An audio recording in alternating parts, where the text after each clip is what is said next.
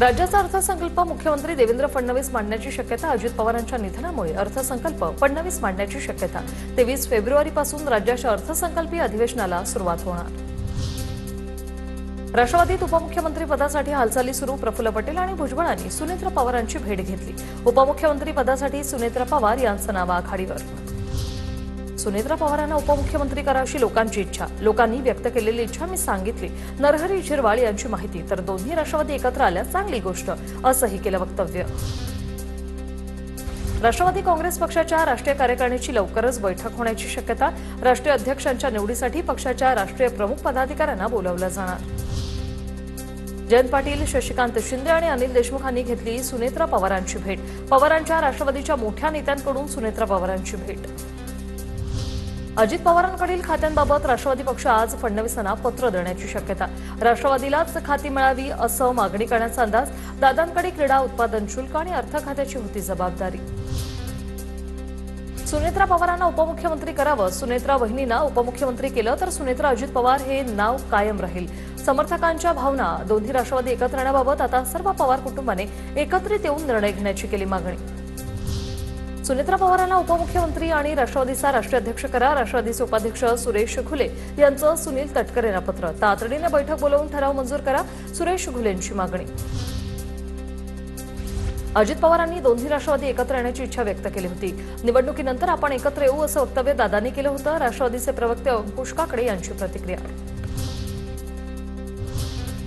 आता पाहूया टॉप 9 मोठ्या बातम्या. बारामतीत आज अजितदादांचा अंत्यविधीनंतरचा विधी पार पडणार. विद्याप्रतिष्ठानच्या प्रांगणात दादांना अखेरचा निरोप दिल्यानंतर पवार कुटुंबियांच्या उपस्थितीमध्ये आज विधी पार पडणार. जिल्हा परिषद निवडणुकांच्या तारखांमध्ये बदल. 7 फेब्रुवारीला मतदान तर 9 तारखेला मतमोजणी. अजित पवारांच्या निधनामुळे राज्यात 3 दिवसांचा दुखवटा. पुण्यात अजितदादांच्या निधनामुळे राष्ट्रवादी काँग्रेसनं जिल्हा परिषद पंचायत समिती प्रचार थांबवला. उमेदवारांच्या कुठलाही प्रचार सभा किंवा रोड शो आता घेतले जाणार नाही. उमेदवारांना पत्रक देऊन त्यांनी निवडणूक लढावी असे आदेश. रोज सूर्योदयापूर्वीच उगवणारा आमचा तेजस्वी सूर्य अस्ताला गेला.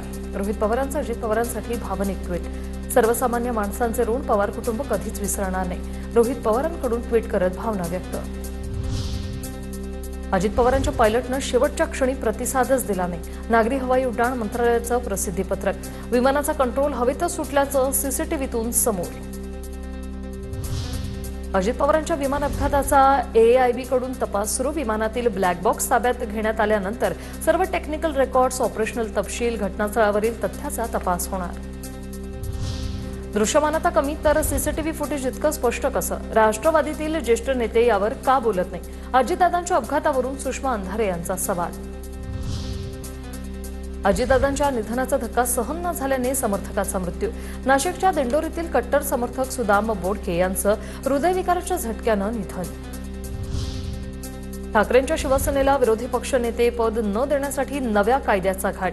आमदार संख्या निश्चित करणारा कायदा अधिवेशनात आणण्याची तयारी. सामनातून दावा.